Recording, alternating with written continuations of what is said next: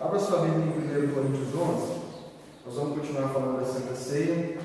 E eu acho que no mês de setembro nós vamos falar o mês inteiro sobre a Santa Ceia. Por que gastar 4 cultos um mês falando sobre a Santa Ceia?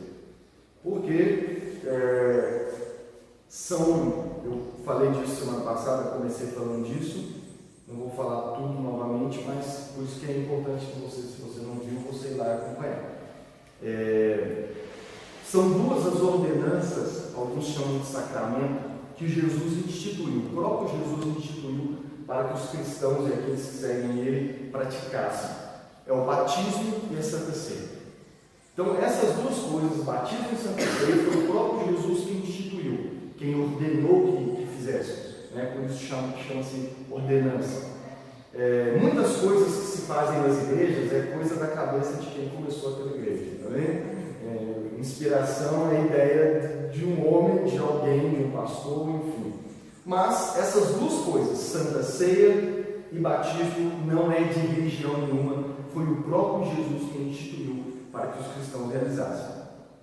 Por isso, a gente precisa entender que se foi somente essas duas coisas que Jesus instituiu e ordenou, é porque elas devem ser importantes, tá bem? Por isso nós precisamos, antes de praticar, compreender o que aquilo significa, para que depois a gente possa praticar, amém? É a mesma coisa de uma pessoa que quer se casar, e ainda não entendeu o que é um casamento, Por exemplo, a pessoa que fala, não, eu vou casar, se não der certo, eu separo, ainda não entendeu o que é o casamento, Ainda não entendeu. Ou então o cara que quer casar, mas quer continuar vivendo um estilo de vida de solteiro, também não entendeu o que é o casamento, Ou a pessoa que quer casar e quer continuar tendo privacidade. Tem um pastor que diz assim, se você quer privacidade, não case, Não case. Porque a partir do momento que você casou, você não tem privacidade. Pelo menos existe uma pessoa nessa vida que com ela não tem privacidade, não pode ter segredos, amém? Mas tudo começa com a compreensão errada de casamento. Por que eu estou falando de casamento? Porque, paralelamente, o batismo é para o cristão aquilo que o casamento é para as pessoas. Igual eu estava explicando antes de começar. O meu amor pela Jennifer não começou no dia em que nós casamos, no dia 16 e 19 de março de 2017. Não começou ali. Amém? Já havia amor antes. A nossa relação não começou ali. Já havia relacionamento, Deixa eu falar relação, vamos usar a palavra relação, vai parecer outra coisa. Não, a gente não começou um relacionamento a partir do casamento. Já havia um relacionamento antes. E por haver amor e relacionamento antes, é que a gente chegou àquele momento, em que oficializou aquilo que já existia. O batismo é isso. O batismo, ele não é a partir do dia que você batizou que você começou a ter um relacionamento com Jesus. Você já tinha antes. Na verdade, o certo é que você já tenha antes e depois apenas oficialize isso com uma cerimônia. Amém? Por isso que o batismo vai ser importante. E eu ainda estou pensando se a gente vai fazer uma vez por ano ou 2 vezes por ano, a cada 6 meses. Porque vai ser algo especial. Nós gastamos, eu nunca gastei tanto dinheiro na minha vida como eu gastei quando eu casei. Por quê? Porque é algo importante, algo que marca. Amém? Da mesma forma é o batismo. O cristão deve levar o seu batismo a sério, tanto antes quanto depois. Amém? Porque é o que marca. E a Santa Ceia representa vamos dizer assim, esse realizar a Santa Ceia é o que mantém o relacionamento. A Santa Ceia é aquilo que expressa um relacionamento que já existe. Então o batismo, ele acontece uma vez por todas, só há um batismo. Assim como só há um casamento. Depois de 2017, a gente não faz cerimônia de casamento uma vez por ano. Amém? É de uma vez por todas, assim é o batismo. Mas a Santa Ceia não. A Santa Ceia é um momento em que nós celebramos aquele relacionamento que nós oficializamos que já existe. É como se fosse a relação íntima que o casal tem. Pode não acontecer todos os dias, mas acontece. Amém? Acontece e naquele momento eles estão celebrando o ápice, o momento mais alto da intimidade deles. Quando nós celebramos a ceia do Senhor, nós estamos celebrando a intimidade que nós temos com Ele por causa do sacrifício que Ele fez por nós e nos concedeu a honra desse relacionamento. Amém? Então, nós precisamos entender a importância dessas duas ordenanças para que, ao praticar, a gente compreenda o que está fazendo. Amém? Por isso que é importante, e eu acho que é por isso que o batismo, em um outro momento, né, quando aparecer novas pessoas para batizarem, a gente dedica para falar do batismo, mas dessa vez, nesse momento atual que estamos vivendo, achei importante a gente falar da Santa Ceia em si. Amém? Então vamos ao texto, 1 Coríntios 11. Mais sobre isso eu falei na semana passada, e relembrando, você pode voltar lá e ouvir, se ainda não ouviu, ou ouvir de novo, né? Porque é importante. 1 Coríntios 11, a partir do versículo 23. Nós vamos ler do 23 ao 27. 1 Coríntios 11, 23 ao 27. Diz assim: porque eu recebi do Senhor este ensinamento que passei para vocês, que o Senhor Jesus, na noite em que foi traído, pegou o pão e deu graças a Deus. Depois partiu o pão e disse: isto é o meu corpo, que é entregue em favor de vocês. Façam isto em memória de mim. 25. Assim também, depois do jantar, ele pegou o cálice e disse: este cálice é a nova aliança feita por Deus com o seu povo, aliança que é garantida pelo meu sangue. Cada vez que vocês beberem deste cálice, façam isto em memória de mim. De maneira que cada vez que vocês comem deste pão e bebem deste cálice, estão anunciando a morte do Senhor até que ele venha. Por isso, aquele que comer do pão do Senhor ou beber do seu cálice, de modo que ofenda a honra do Senhor, estará pecando contra o corpo e o sangue do Senhor. Vamos orar mais uma vez. Senhor nosso Deus, dizer que a Tua palavra, que o Senhor possa falar conosco, nos dar compreensão a respeito da Tua palavra, que o Senhor possa ministrar o coração de cada um de nós, indo ali no mais íntimo do nosso ser e fazendo, efetuando no nosso coração a transformação que só o Senhor pode efetuar para a glória do Teu. Amém? Semana passada eu li o texto do Evangelho de Lucas, que narra o dia em que Jesus instituiu a ceia, e hoje nós lemos um trecho aqui do apóstolo Paulo falando e ensinando a respeito da ceia para a igreja de Corinto. E ele começa dizendo que o que ele recebeu do Senhor Jesus é isso que ele estava transmitindo.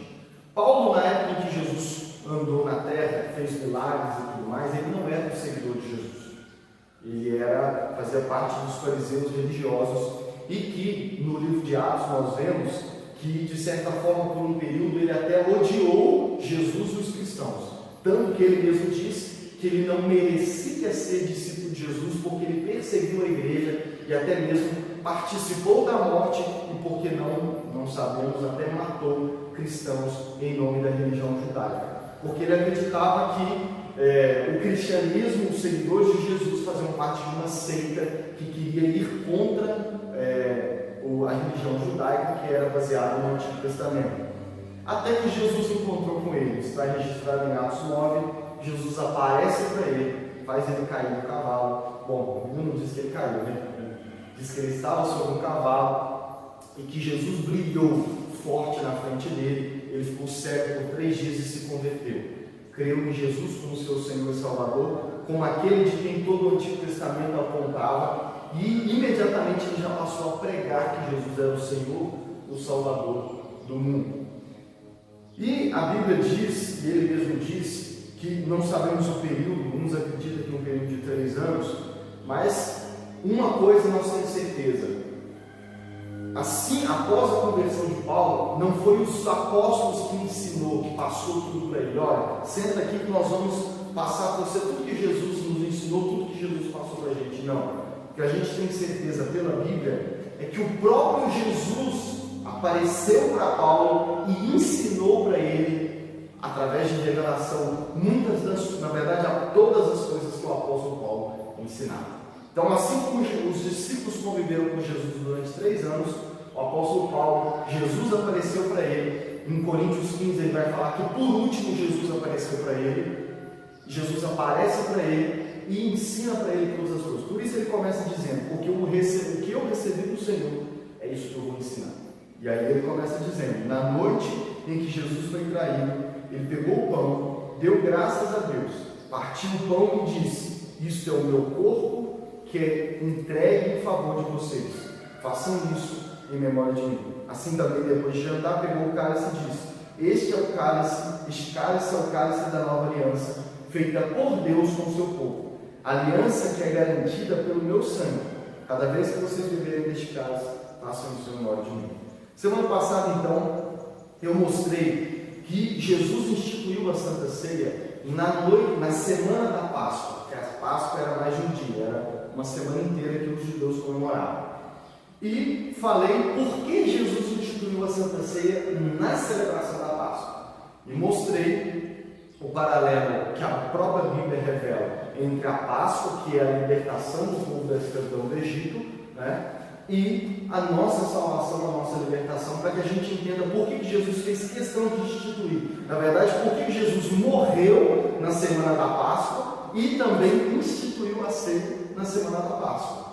No Antigo Testamento, quando Deus libertou o povo da escravidão de 400 anos no Egito, Deus operou a libertação deles, porque eles não conseguiam se libertar. Por maior que eles fossem, o povo judeu já era muitos, eles eram, na verdade, pela palavra de Faraó, a gente suspeita que o número de israelitas, de judeu no Egito era maior do que de egípcios, mas mesmo sendo em maior número, eles não conseguiam, na força do próprio braço, se libertar e ficaram 400 anos escravos. Até que Deus escolhe um homem, Moisés, envia Moisés até lá, e através de sinais, prodígios e maravilhas, Deus liberta eles. Deus opera toda a salvação. Por mais que Deus usou Moisés como porta-voz, mas quem operou todas as coisas foi Deus. Deus fez as 10 pragas. Amém? E através da última praga, que é a morte dos primogênitos, Deus quebrantou o coração de Faraó e ele libertou o povo do Egito. Da mesma forma, é a nossa salvação. E o detalhe: na noite em que o espírito da morte passou sobre o Egito, matando todos os primogênitos, Deus disse para o povo: matem um cordeiro ou um cabrito perfeito, sem defeito. Matem ele, comam a carne dele, e o sangue deles vocês vão passar nos umbrais da porta. E o espírito da morte, quando passar no Egito para matar todos os primogênitos, a casa em que ele vê o sangue na porta, ele vai passar direto. E essa palavra passar é o que significa Páscoa. Páscoa significa passar. Amém? Então, a palavra Páscoa é uma tradução da palavra original que significa passar. E Deus diz assim: a partir dessa noite, uma vez por ano, vocês vão comemorar a Páscoa, para que vocês se lembrem de que vocês eram escravos e eu os libertei. Para que vocês se lembrem que na noite em que eu julguei o povo do Egito por ter escravizado vocês e os deuses do Egito, eu poupei a vida de vocês e vocês foram livres da morte e do juízo. Amém? Através do quê? Da morte do cordeiro e do sangue dele que foi colocado na porta. Da mesma forma é a nossa salvação. A ira de Deus está sobre a humanidade, como eu preguei, venho pregando aqui, né? Comecei a série de pregações em Gênesis mostrando como que nós somos pecadores e que a ira de Deus justamente está sobre nós, porque nós nos rebelamos contra o propósito eterno de Deus. Então a humanidade está condenada, por causa da sua desobediência, da sua rebeldia, ela está condenada à morte, está condenada à punição eterna, juntamente com o diabo e seus anjos. Eu preguei sobre isso aqui. Por causa disso, nós somos pecadores e o salário do pecado é a morte. Então, mortes acontecem todos os dias no mundo e a pior delas que vai ser a morte eterna, a separação eterna de Deus no dia do juízo final. Por causa disso, nós precisávamos de um Salvador, nós precisávamos de um libertador. E não só bastasse nós estarmos condenados à morte eterna, não só a morte física que existe por causa do pecado, mas a morte eterna, nós também, por causa do pecado, por causa do primeiro pecado, nós nos tornamos escravos do pecado.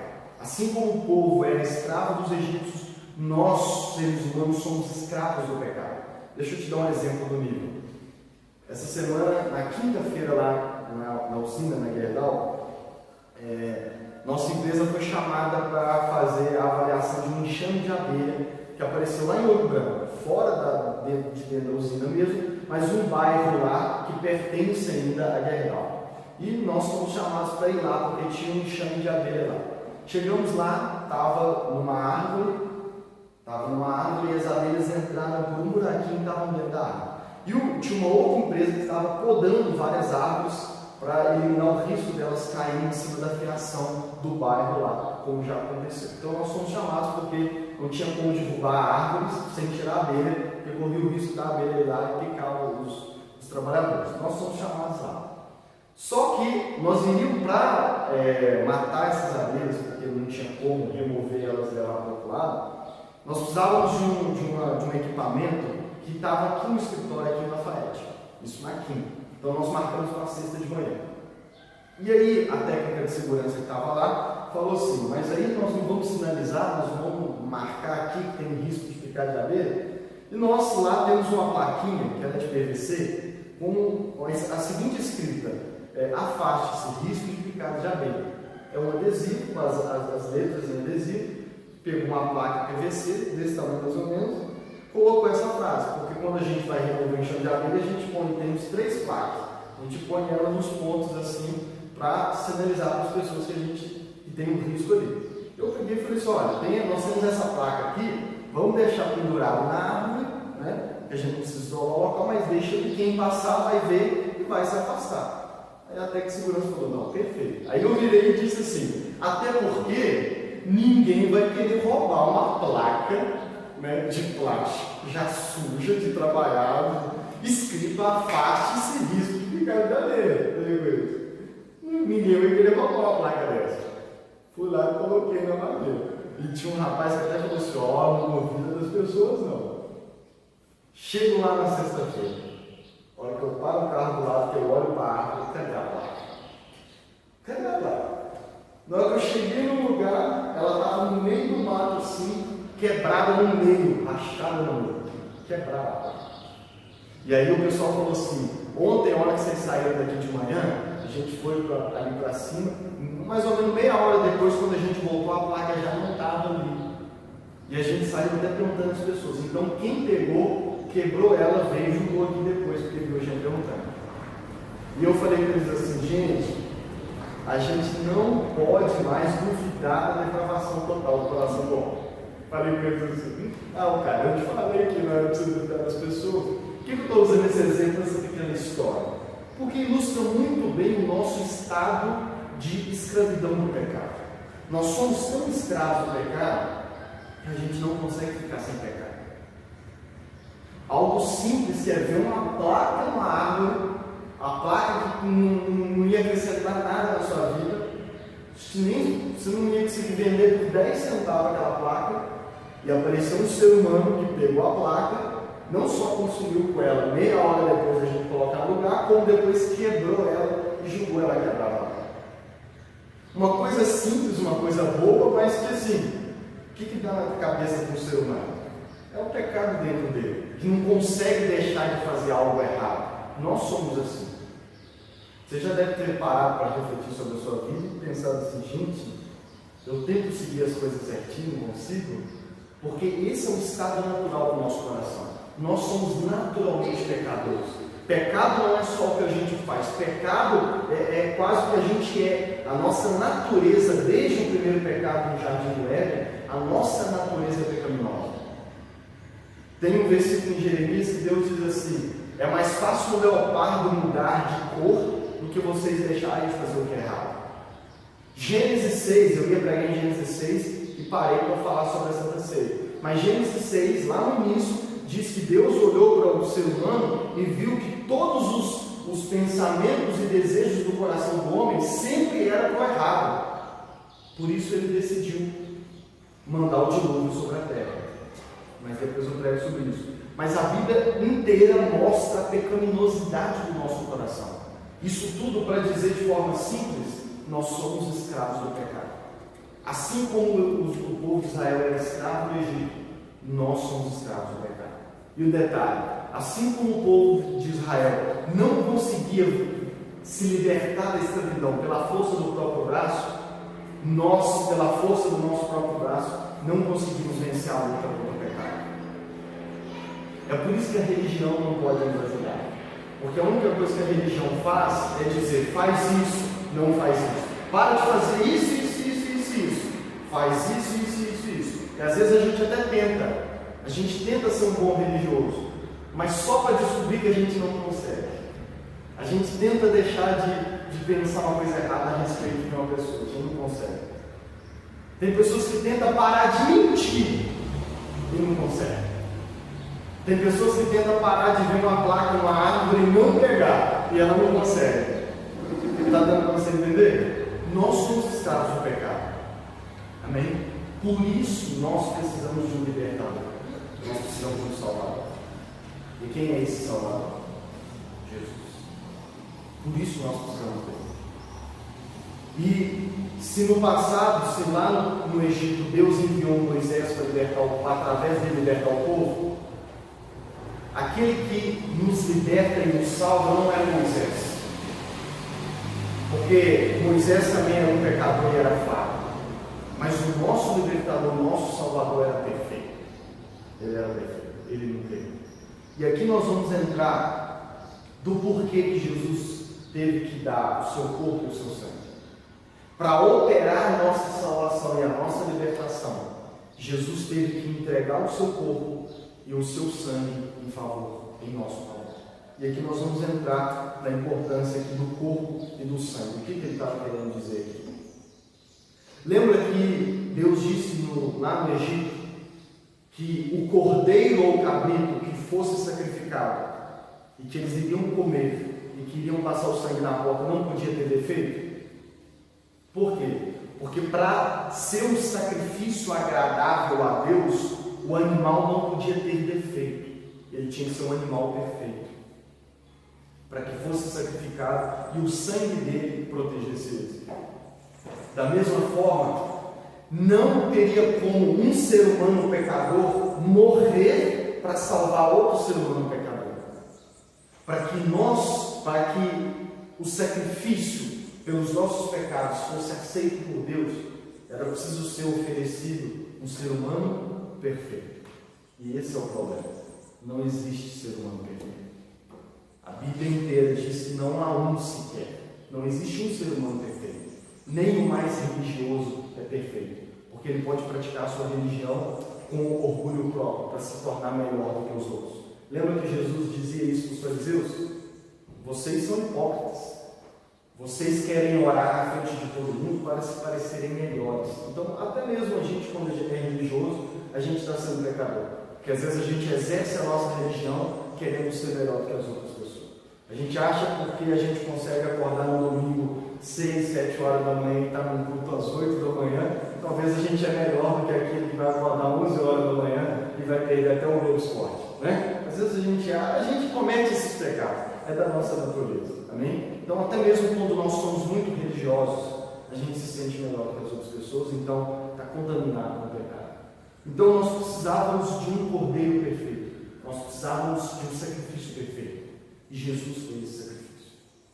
Aí você vai entender quando João Batista viu Jesus e ele disse assim: eis o Cordeiro de Deus que tira o pecado do mundo. Em outras palavras, eis o Cordeiro perfeito. Eis aquele perfeito que vai poder oferecer um sacrifício perfeito para que o nosso Deus aceite e perdoe os nossos pecados.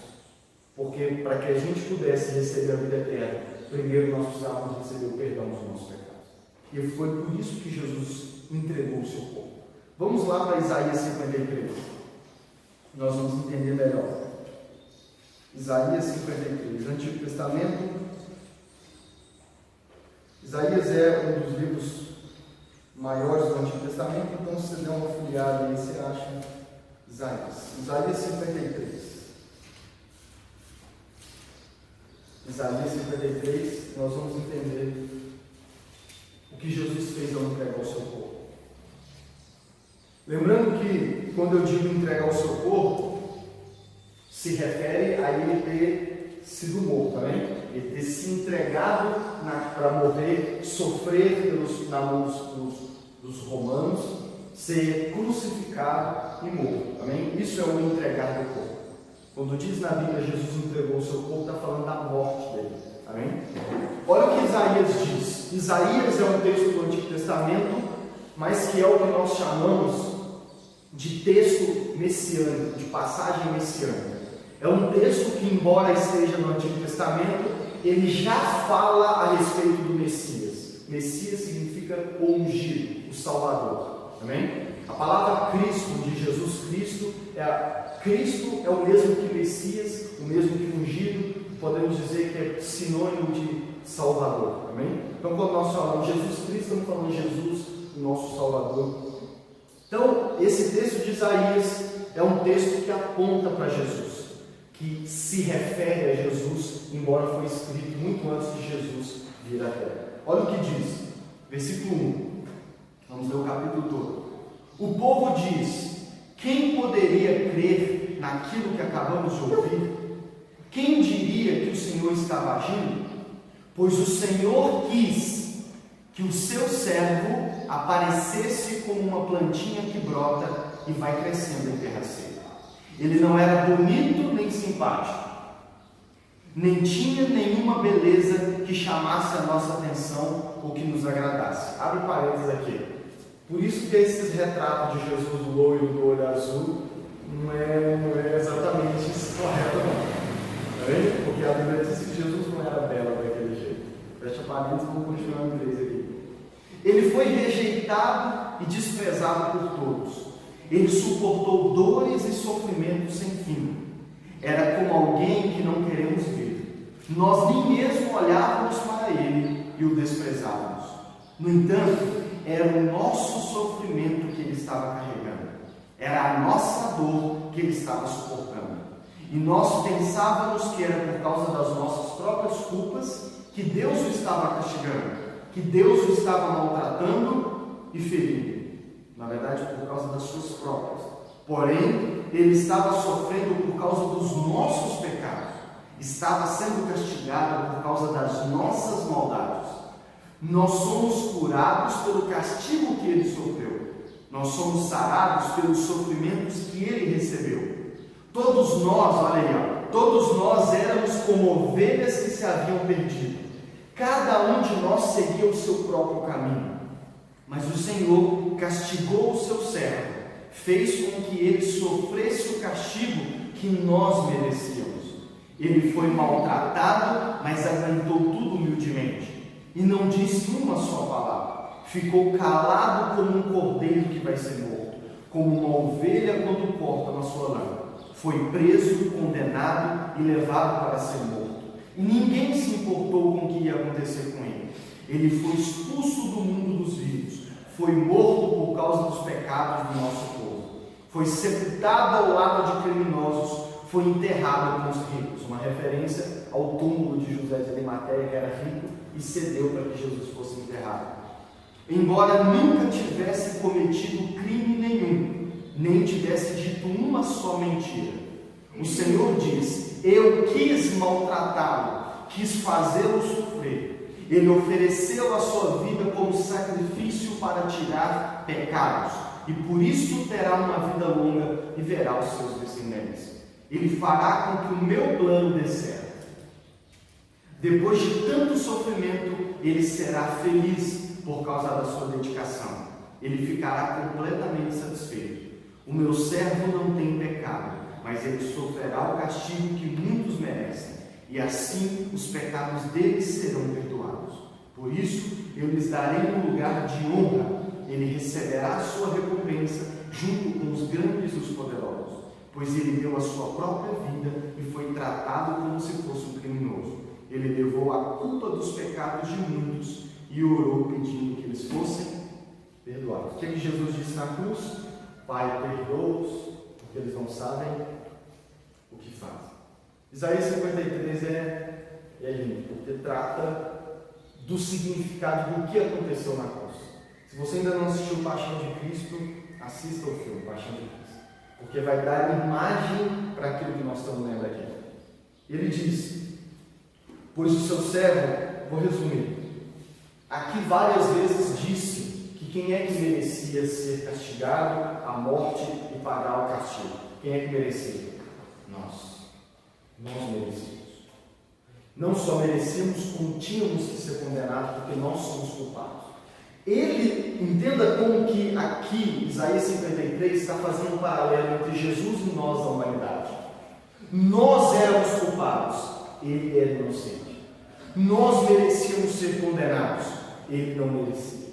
Nós merecíamos sofrer e pagar o castigo, porque nós fizemos algo que merecíamos castigo.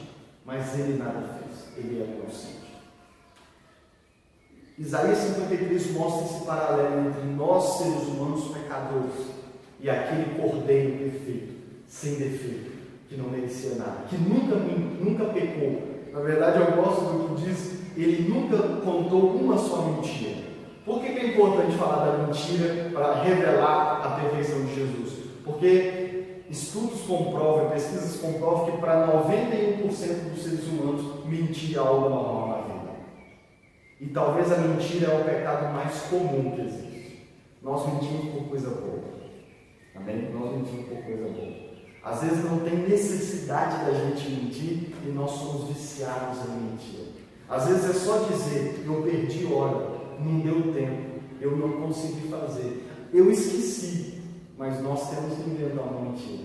Mas a Bíblia diz que Jesus nunca contou uma só mentira. Por isso ele é o nosso cordeiro perfeito. Por isso ele é o cordeiro sem mancha, sem mácula.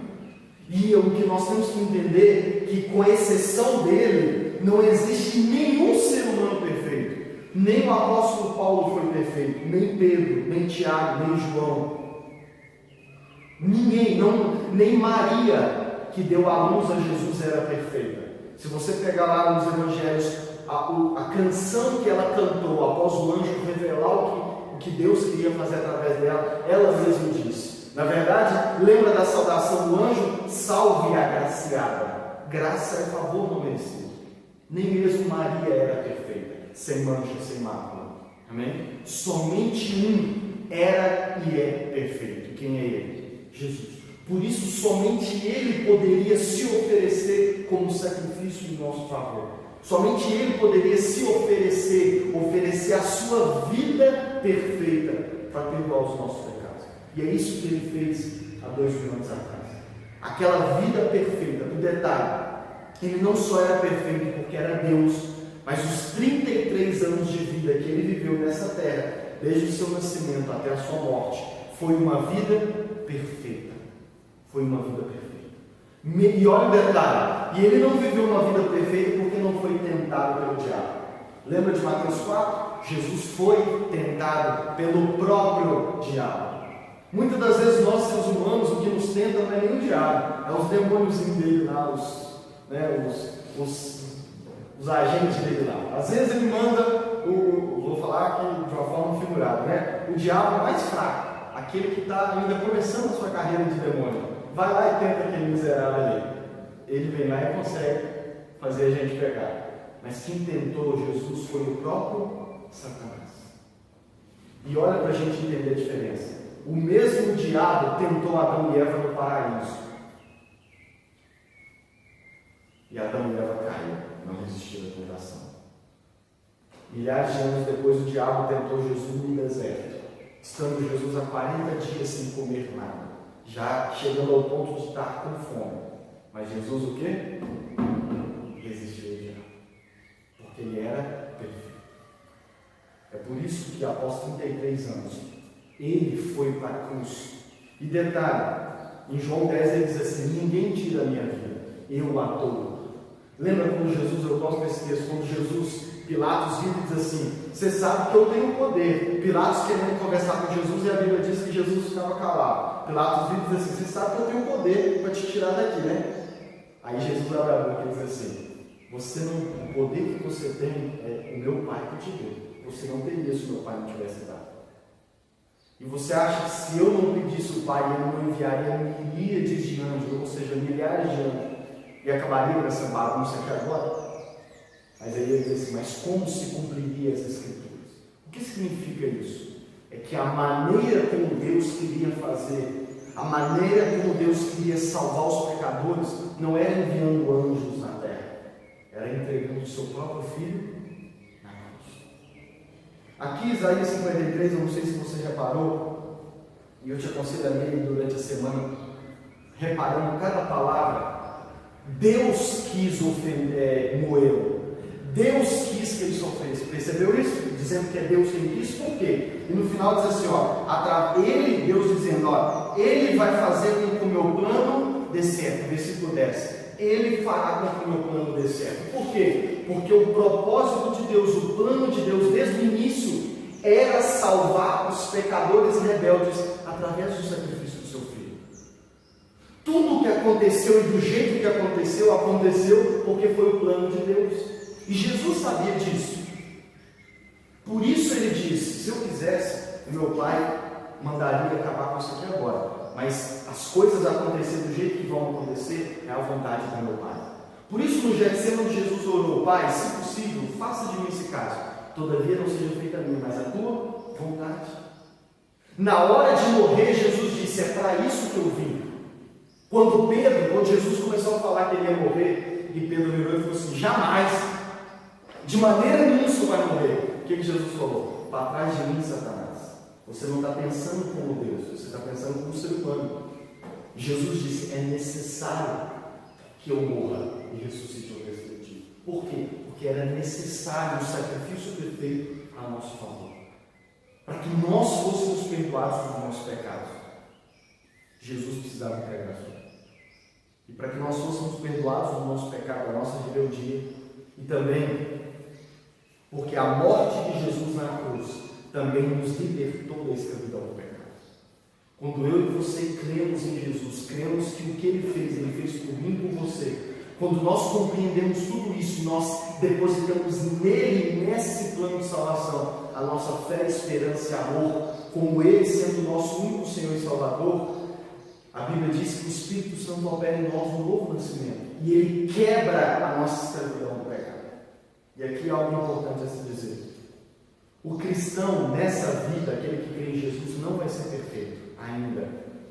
Ele só vai ser perfeito quando Jesus voltar novamente e aí nos levar para viver eternamente com ele. Mas enquanto estivermos aqui, nesse período entre a morte e o retorno de Jesus, nós não vamos conseguir ser perfeitos. Mas uma coisa nós já conseguimos. Nós conseguimos resistir ao pecado. Entende a diferença?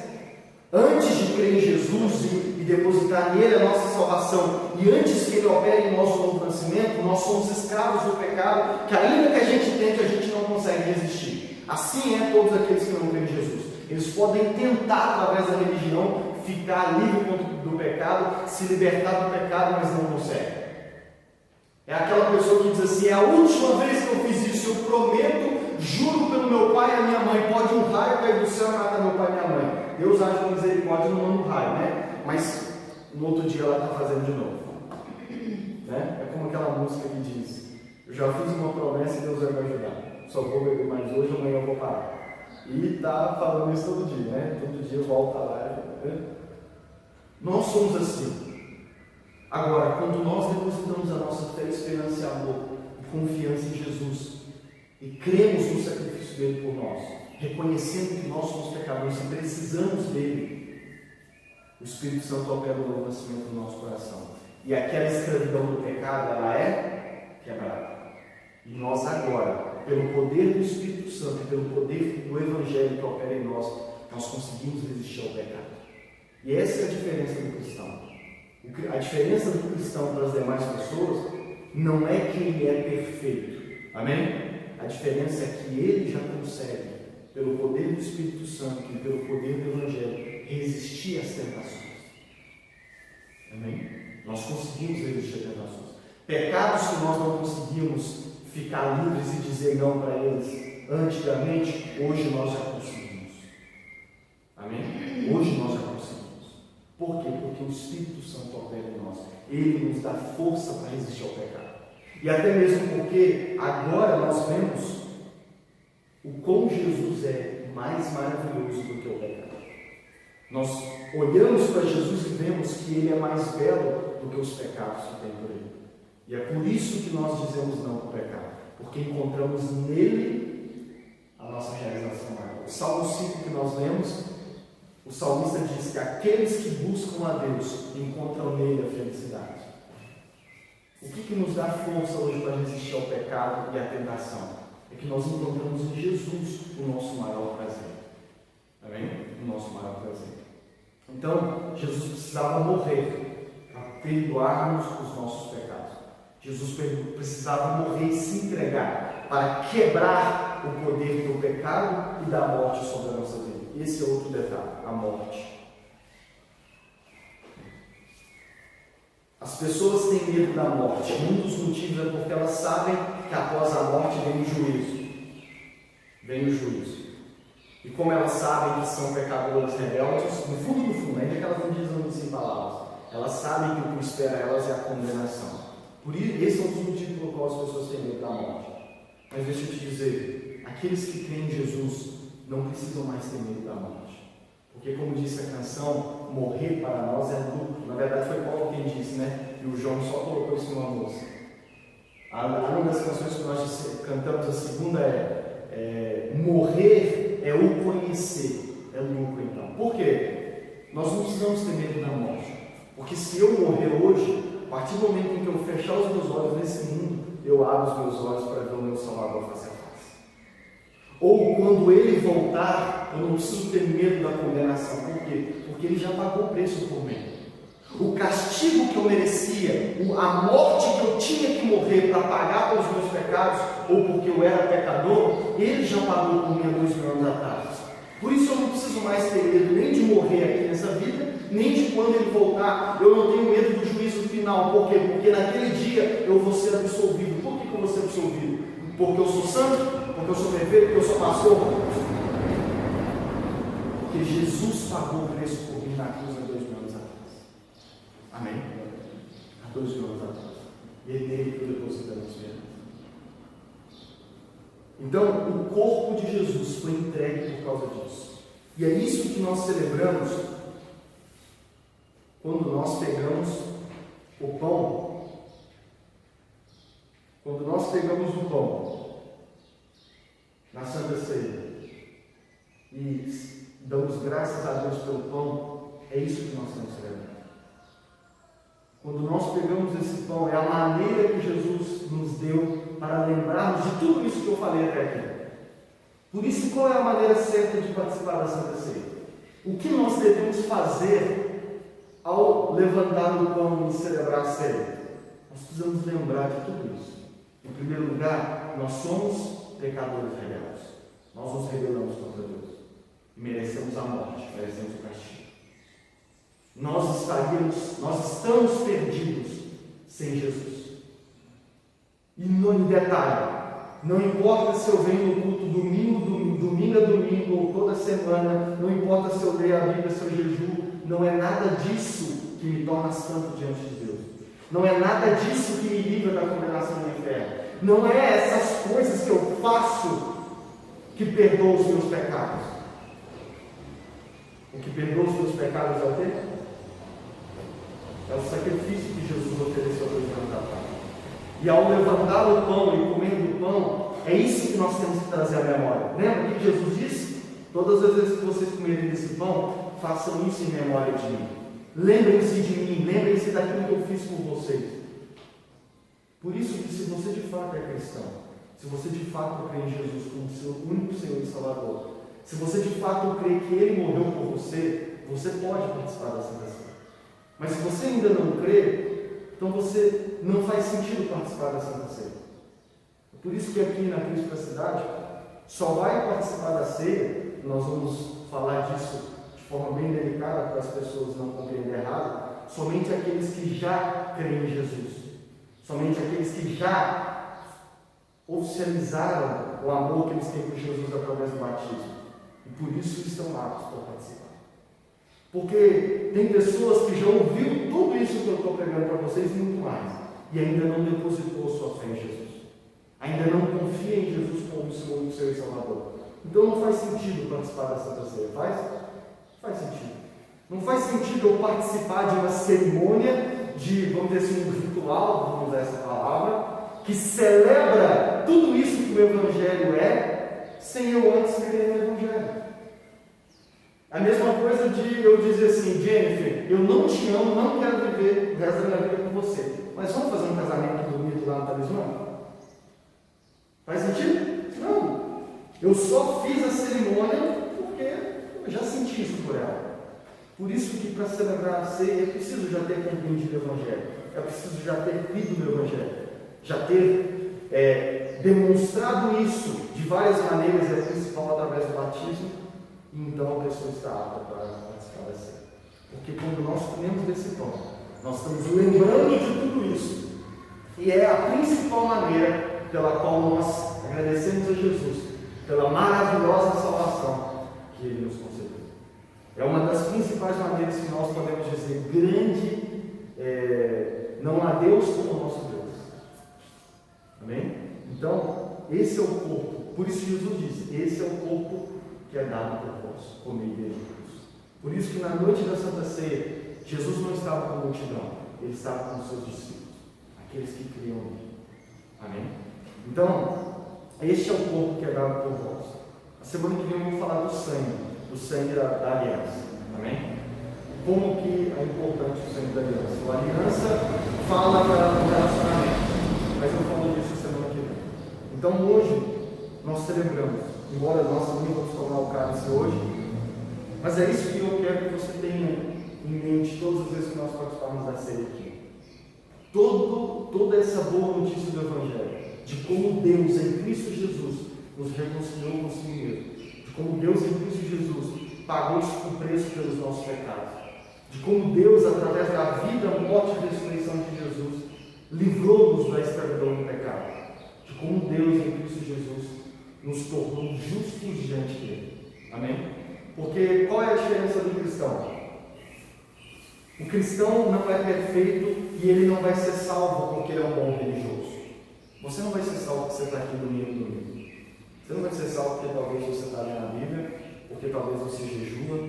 Você não vai ser salvo porque você é evangélico. Se você for salvo, você vai ser salvo porque você crê em Jesus como seu único Senhor e Salvador. Nós não somos salvos por fazer parte da religião evangélica. Tem gente que acha que é. Você não é salvo porque faz parte da Cristo da cidade ou por causa de outra igreja. Você é salvo porque Jesus pagou o preço por você. Você é salvo por causa do que Isaías 53 diz. Ele pagou o preço por você. Ele foi punido no seu lugar. Ele sofreu na cruz, mesmo sendo perfeito. Ele sofreu aquilo que você merecia. Por isso, ao assistir a Paixão de Cristo, ou ao tentar imaginar o que Jesus sofreu, lendo Isaías 53, lembre-se sempre, isso é o que eu mereci. Isso é o que eu mereci. Mas, graças a Deus, a boa notícia do Evangelho é que Ele fez tudo isso. É que Ele pagou o preço. É que Ele morreu no meu lugar. Por isso, faz sentido e nada mais justo e nada mais lógico do que eu agora depositar toda a minha fé, esperança e confiança em quem?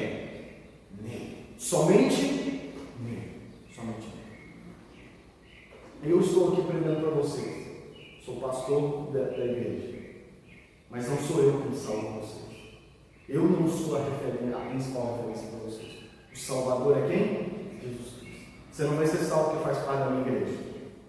Amém? Você não vai ser salvo porque eu te ensino. Você vai ser salvo porque Jesus morreu no seu lugar. Por isso, a referência sempre aqui vai ser quem? Jesus. Por isso a canção que nós sempre gostamos de colocar. Jesus deve ser o quê? O centro. Tanto da minha vida quanto da igreja. É Ele que precisa ser celebrado. Se tem um nome que deveria estar na parede, é o nome de quem? De Jesus. Se tem um nome que tem que ser exaltado, é o nome de quem? Jesus. A razão pela qual você deve convidar alguém para vir aqui não é por causa de mim. Por causa de quem? Jesus. Eu só posso subir aqui se o meu objetivo for falar de quem? De Jesus. Eu oro para que Deus nos conserve assim e nunca permita que a gente suba aqui, ou eu, mais para frente, qualquer pessoa que subir aqui, para falar de qualquer outro assunto a não ser Jesus. Paulo disse em Coríntios: eu nada quis saber entre vocês a não ser Jesus Cristo e este crucificado. Porque esse é o motivo que nos reúne aqui. Nós não vamos nos reunir aqui para definir em qual vereador nós vamos votar no final do ano. Nós não vamos nos reunir aqui para definir qual presidente nós vamos votar em 2022. A razão de nós nos reunirmos aqui é quem? Jesus.